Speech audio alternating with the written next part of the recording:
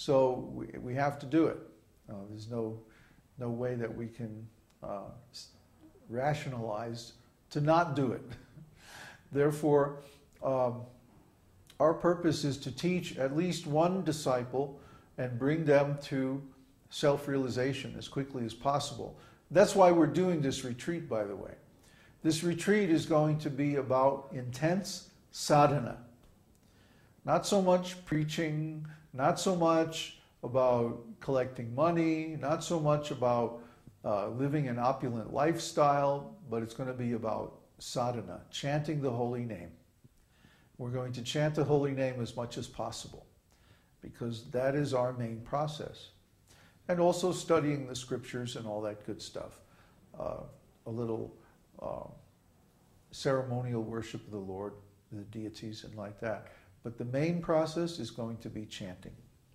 So we hope that you will join us. And if you can't join us physically, at least join us spiritually and try to increase your chanting of the mantra, either the Dvadashakshara mantra, Om Namo Bhagavate Vasudevaya, or the Hare Kṛṣṇa Mahā-mantra, Hare Kṛṣṇa, Hare Kṛṣṇa, Krishna Krishna, Hare Hare, Hare Ram, Ram Ram, Hare Hare.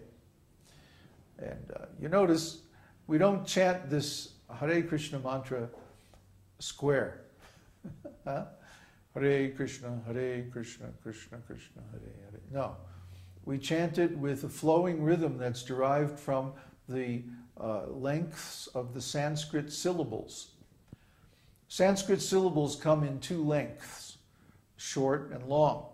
The short is one pada, or one beat long, and the long syllables are 2 beats long, 2 padas long. So in Hare, for example, the first syllable is short and the second syllable is long. So it's not Hare, it's Hare. Hare Krishna. In Krishna, both syllables are short because there's no long vowels.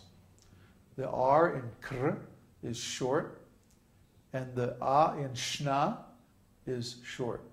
So Krishna. By the way, there's no I sound. It's not Krishna. It's Krishna. So Hare Krishna. The Hare is long, and then Krishna is both short. And then in Rama, the first A in Ram is long, so it's held for 2 beats. Ram. And then the A in the Ma is short, so it's Rama. So when you chant, you should chant according to the Sanskrit rhythms. Hare Krishna, Krishna Krishna, Hare Hare, Hare Rama, Rama Rama, Hare Hare. Okay?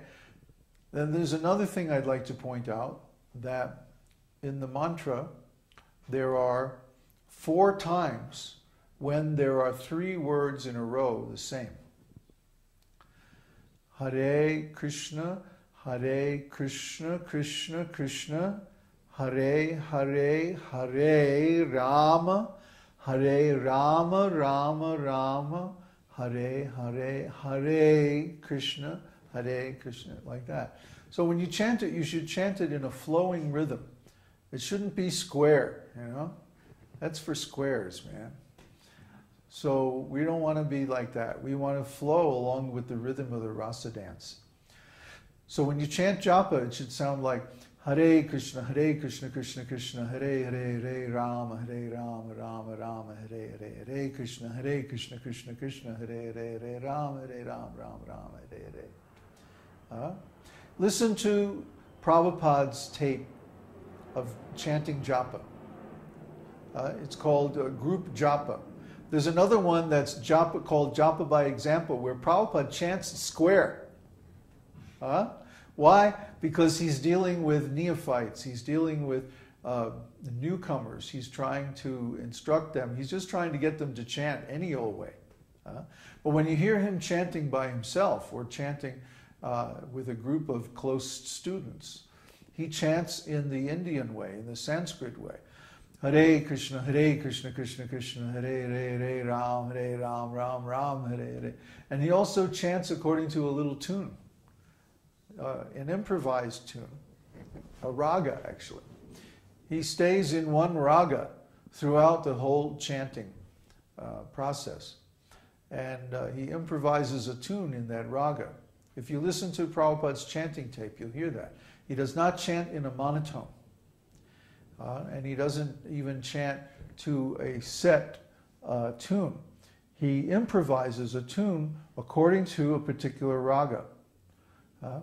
You'll hear him chant, Hare Kṛṣṇa, Krishna Krishna, Hare Hare, Ram, Ram Ram, Hare Hare, Krishna Krishna Krishna, Hare Hare, Ram, Ram, Hare Hare. It's beautiful. It's creative. It's a song. It's not just a dull, boring, monotonous, repetitive chant. It's a sound representation of the Supreme Personality of Godhead. And so it should be beautiful. It should be creative. It should be flexible and responsive to our moods and our attitudes. There's so many ragas, and you can chant in any raga. There are three elements in chanting mantras.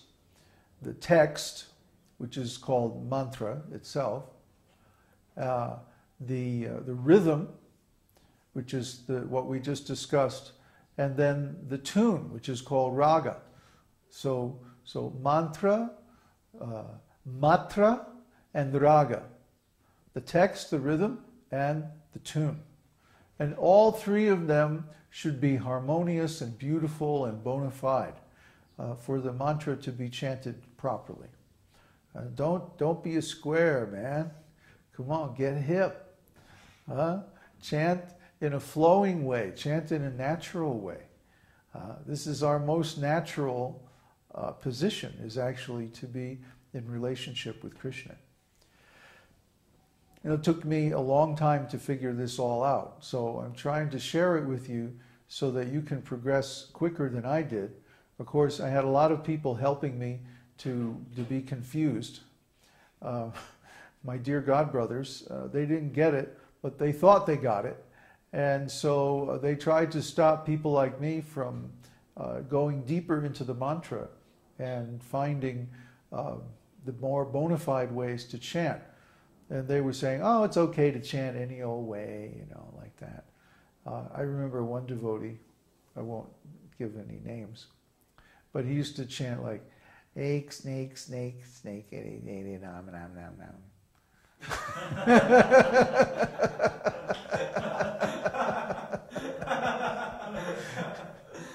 I mean, this is not the Hare Kṛṣṇa mantra. I don't know what it is. But he used to chant like that. And so we had so many strange variations on the Hare Kṛṣṇa mantra. Yet, for years, every single morning we would play that tape of Prabhupada chanting japa, and nobody tried to chant like Prabhupada. This is very strange and perplexing to me.